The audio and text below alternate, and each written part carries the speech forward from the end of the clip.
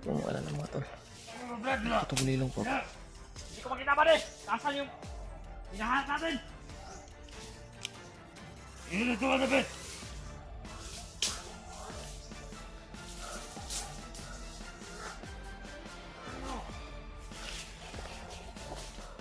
Wala. Balik ka rin. Wala. Wala. Tika na gulong na yung agimat. Ang natin agimat. Wala man. Wala. Sige, kusinan. Wala tayo.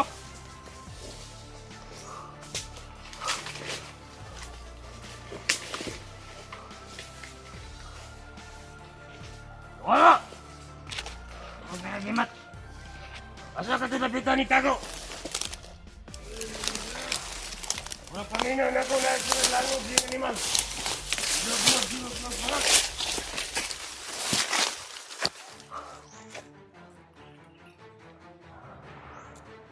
Buti yun mga tol, hindi nila ako nakita. Andito sila sa ating kasunod. Sana iligtas si Brother Ray po. Makita nyo na ko ha, bukda ninyo, walang mudagan na. Mudagan. Utusan nyo ha, sinayok kong madakpan. Ika, bukda ninyo, dakpan ninyo.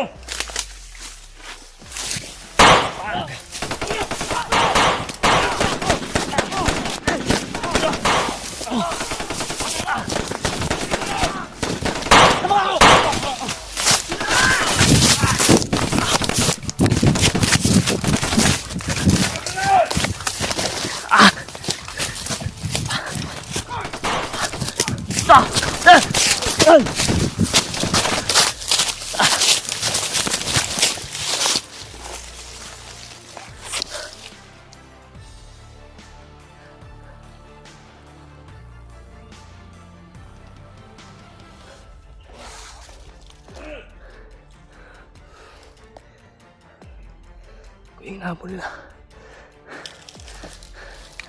Nagawan ko po lahat mga tol. Bago atensyon nila sa akin. Sila sa sunod. Sana po ligtas si Brother Ray.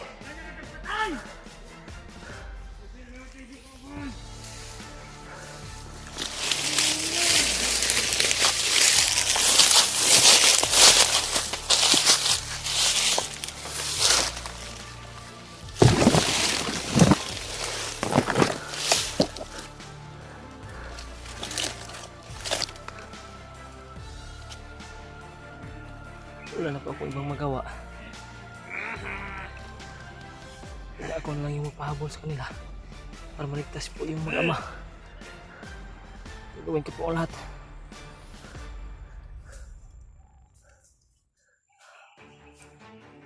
Makita, gawas ang pinae. Pilang tigit. Wala ka din. Wala. Wala pumunta yun.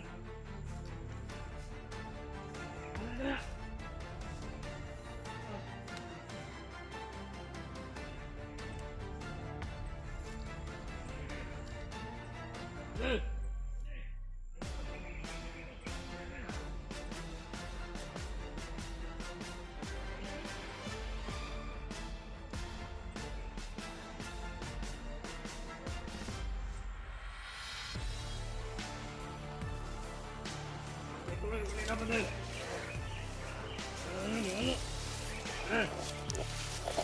Nakalitro yung kanina ba?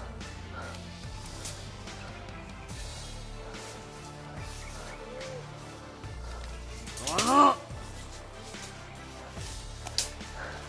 Ayan, Gimat.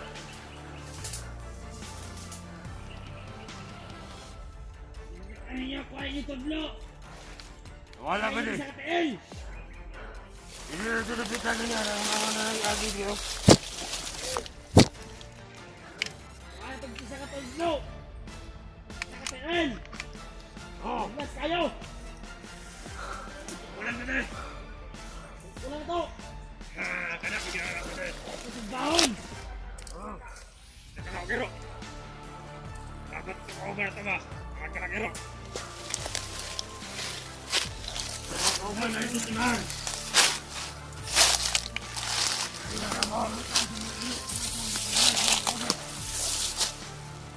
Kaya, ang ilo, mau ka na yung makasimot yun sa tao.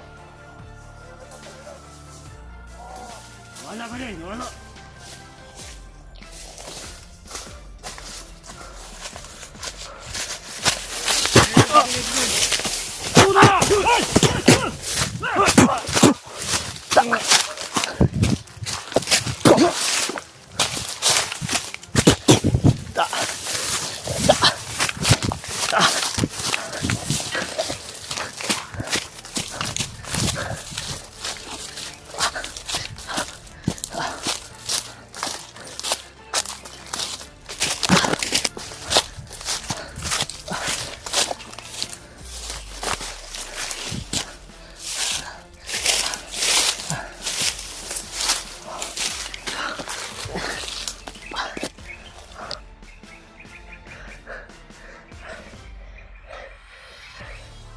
Gawin ko po ang lahat mga tol. Sa akin yung atensyon ng kalaban para makaligtas sila brother. Iwan ko kung saan pumunta si Butakal. Biglang nawala. Kasi ngayong araw na ito ay darating daw si Commander Bagnot. Delikado po yung buhay nila. May uwak pa dito. Yan na siguro yung sinyalis na patungo na si Commander Bagnot dito. Delikado po si Bradley at yung anak niya.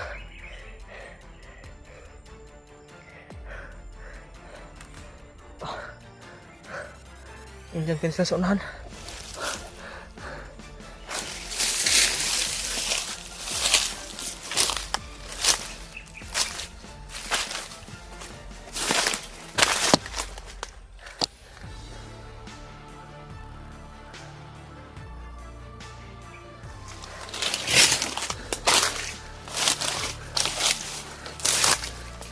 Hiwalay po kami ni Bradley.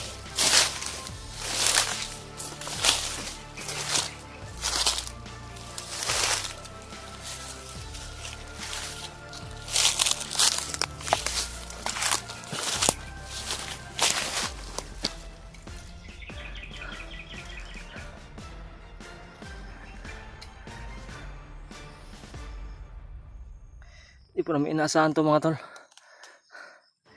Panalangin ko talaga na sana ay magkalabas kami ditong ligtas. So paano na ngayon? May nangyari na pong masama sa amin. Naghiwalay po kami ni Bradley. Sa ganung sitwasyon po, hindi po kami pwede na magsama. Kasi si Butakal yung nasa malapit sa amin. Kaya pinilit ko lang na binawi yung atensyon nila. Nasa akin talaga yung atensyon nila, pero ako yung habulin nila. So ngayon, hindi ko na alam kung saan nabanda sila Bradley. Pero huwag kayo mag-alala mga tol. Hanapin ko po sila. Kung hindi ako papayag po, no? Hindi ko sila makita.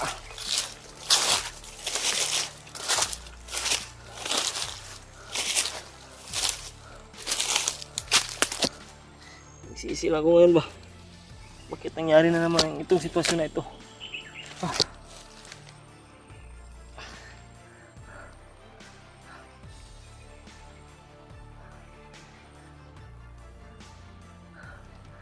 Yung nasa isipan ko ngayon mga tol ay agaw atensyon ako sa mga kalaban po, pero bigla pong nawala yung iba. Yung iba pinatay ko na, yung iba ay Di ko na alam kung saan pumunta. Baka kila Bradley yun sumunod o hinabol sila babag ko. Di ko alam po. Diyos ko.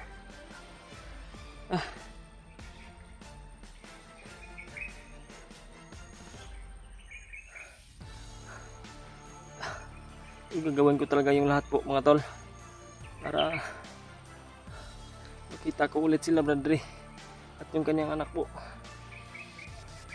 Hindi po ako lalayo dito kasi dito kami naghiwalay. Sigurado po ako na nandito po sila sa paligid po. Yun o, may mga busis doon sa unahan ang nasa malayo. Parang may hinahabol mga tol, pero di pa po ako pwede na lumapit noon. Doon baka patibong lang din ba, kasi nakasigurado po ako na si Bradley ngayon ay di yun papayag na hindi makalayo dito. Didiskarte din yun para maligtas sila, maligtas na yung anak niya. Kaya yung gagawin ko po muna ngayon ay magmasid muna ako dito o makinig sa kapaligiran, sa mga boses ng mga nandito para malalaman ko ba kung nandito pa ba talaga sila Bradley sa malapit o kahit nasa malayo man. Ay ipilitin ko po mga tol na sundan at hanapin sila po. May mga sigawan po sa unahan, parang doon banda sa kabila yung mga sigawan mga tol.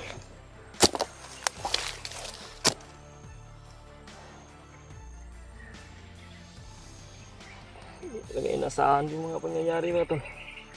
Kala namin ay nakalayo na talaga kami kay Butakal, pero parang mali yung pinagdaanan namin mga tol. Parang kami yung lumalapit kay Butakal.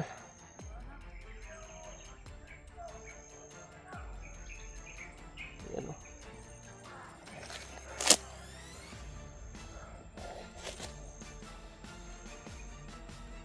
Gagawin ko ngayon. Hindi pwede na magpalasdalos nila ko. Baka ako yung mahuli nila. Pero kung ano man yung mangyari ay hindi talaga ako magpapahuli mga to. Gawin ko talaga yung lahat ng makakaya ko. Makita sila at kung ano man yung nangyari sa kanila. Kung ligtas man sila ngayon, kung saan sila ngayon. Sana ay hindi pa sila talaga nakalayo-layo dito. Para hindi ako mahirapan na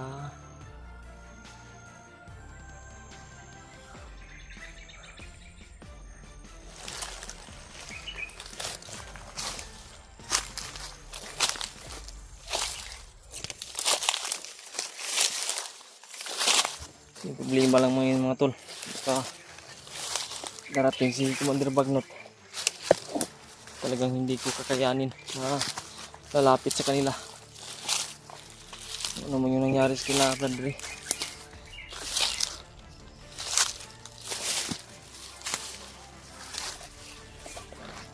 Dito ako ngayon oh.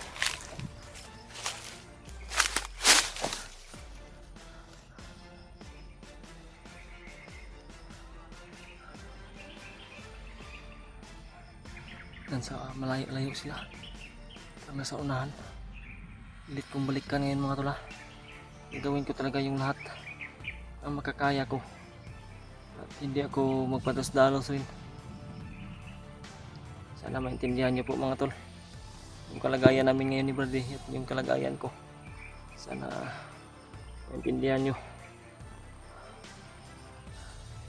Kasi sobrang hinahirapan na talaga kami mga tol. Nahirapan na ako paano yung gawin, paano na makalayo kami dito at makaligtas kami dito at makalabas. Pero ngayon ay nadagdagan pa yung problema namin, mas lumaki pa kasi biglang paghiwalay namin, biglang di inasahang pangyayari po. Iwan ko kung bakit ganito yung pagsubok na binigay ng Panginoon sa amin, pero anggap pa rin namin kasi hindi magbibigay yung Panginoon ng pagsubok na hindi kakayanin at hindi malagpasan po. Kaya ano man yung paghihirap na pagdaanan namin ay hindi ko na po gagawin ko talaga ang lahat mga tol para makita sila at makalapit ako sa kanila. Saan sila bandang yun. At may mga boses pa ng aso mga tol. Nandun sa kabila oh.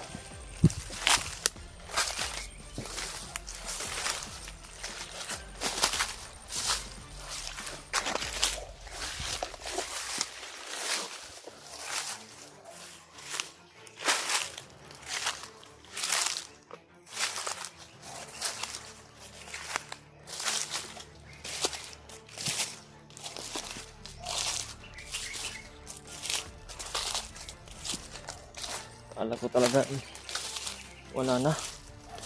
Nag-test na kami sa paglalakbay pero nakakuan ko sa namin ngayon ay parang kami yung malapit sa kalaban po.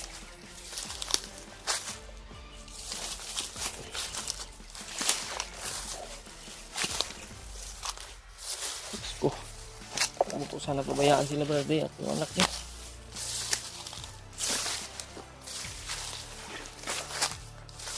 Hindi ko mapapatawad yung sarili ko basta ano man mangyari sa kanila.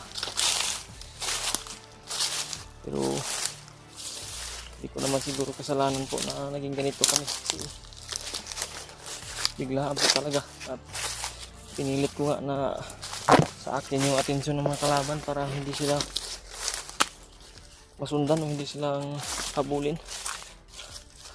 Kita nyo naman po sa video kanina na ako yung hinahabol ng mga kalaban, ako yung hinahabol ni Butakan.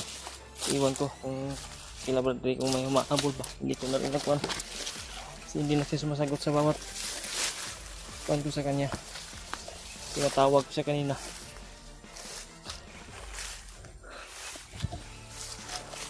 Mga tol, dandahan po ako doon sa akin, hanapin ko talaga sila po.